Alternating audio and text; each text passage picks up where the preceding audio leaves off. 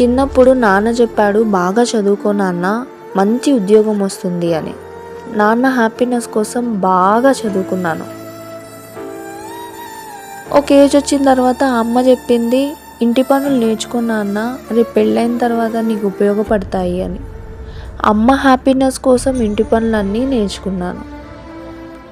ఇంకొంచెం ఏజ్ వచ్చిన తర్వాత చదువు పూర్తయింది. జాబ్ చేద్దాం అనుకుంటే అమ్మ నాన్న ఇద్దరు పెళ్ళి చేసుకో నాన్న, లైఫ్ సెట్ అయిపోతుంది అన్నారు. సరే, వాళ్ళ హ్యాపీనెస్ కోసం పెళ్ళి చేసుకున్నాను.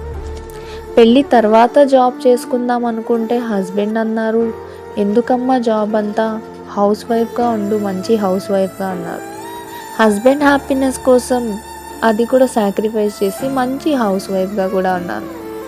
Now I'm a good daughter, I'm a good wife and I'm a good mother. కానీ వీళ్ళందరి హ్యాపీనెస్ కోసం నా హ్యాపీనెస్ని వెనకాల వదిలేశాను. ఇదే కదా ఆడదాని జీవితం.